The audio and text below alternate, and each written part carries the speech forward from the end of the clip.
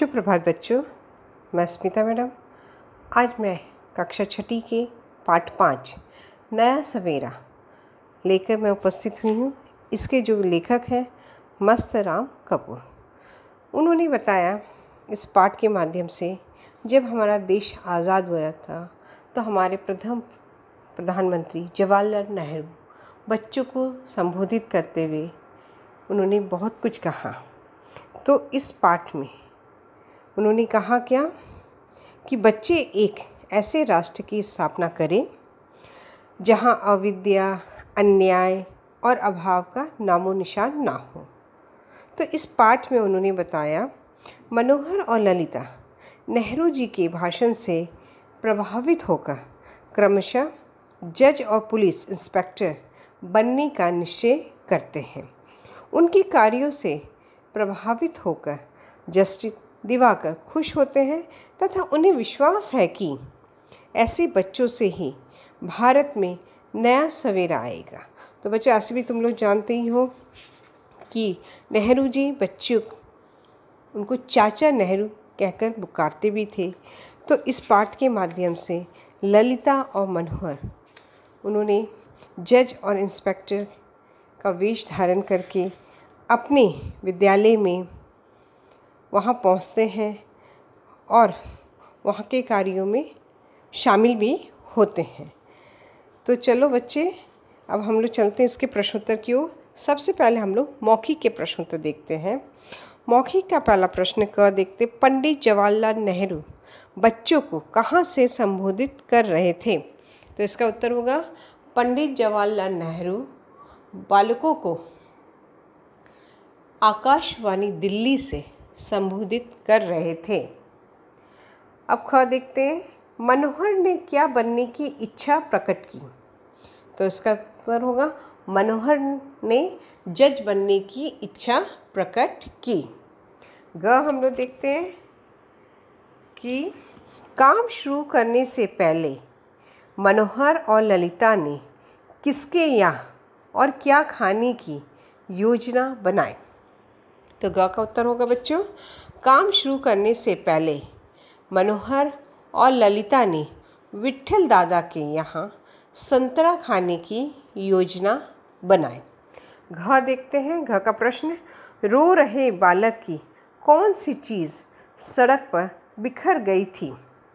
तो इसका उत्तर होगा रो रहे बालक के चने सड़क पर बिखर गए थे।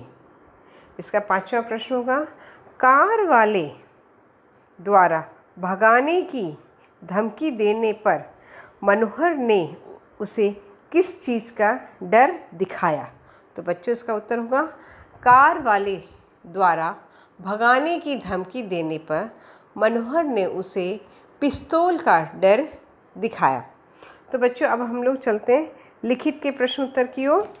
तो लिखित का पहला प्रश्न है, नेहरू जी के भाषण का ललिता और मनोहर पर क्या प्रभाव पड़ा?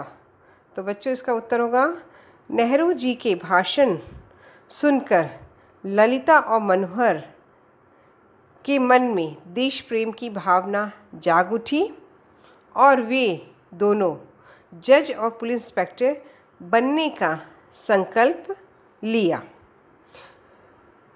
जिससे देश में अन्याय और भ्रष्टाचार को रोक सकें। अब ख देखते हैं, ख का प्रश्न, मनोहर ने सपने में क्या देखा? मनोहर ने, इसका उत्तर होगा बच्चों, मनोहर ने सपने में देखा कि वह देश को अपनी हथेली पर उठाकर हवा में उड़ता जा रहा है, जिस तरह हनुमान जी द्रोणगिरी पर्वत को हथेली पर उठाकर उड़ रहे थे। अब आ जाते हैं प्रश्न नंबर ग। प्रश्न नंबर ग है, रास्ते में क्या घटना घटी? तो इसका उत्तर होगा चना बेचने वाला लड़का को बचाने के लिए कार वाले ने अचानक गाड़ी का ब्रेक लगाया, जिससे चना बेचने वाला लड़का डर गया और उसके सारे चने रास्ते में बिखर गए। तो ये थे बच्चों प्रश्न नंबर ग। अब घ देखते हैं। मनोहर ने क्या फैसला किया? तो इसका उत्तर होगा मनोहर ने ये फैसला किया जो इस प्रकार है। इसका पहला है बालक के चने गिरने के 10 रुपये अदा करें। दूसरा होगा बालक को भयभीत करने का ये दंड है कि इसे 5 रुपये दें ताकि यह दूध पीकर स्वस्थ बन सके। तीसरा हो जाएगा कार तेज़ी चलाने के लिए ये सज़ा दी जाती है कि आप हमारे साथ पैदल पाठशाला तक चले और बाल सभा का जलसा देखें। तो ये था बच्चों घ। अब इसका हम लोग 5वां प्रश्न पढ़ते हैं।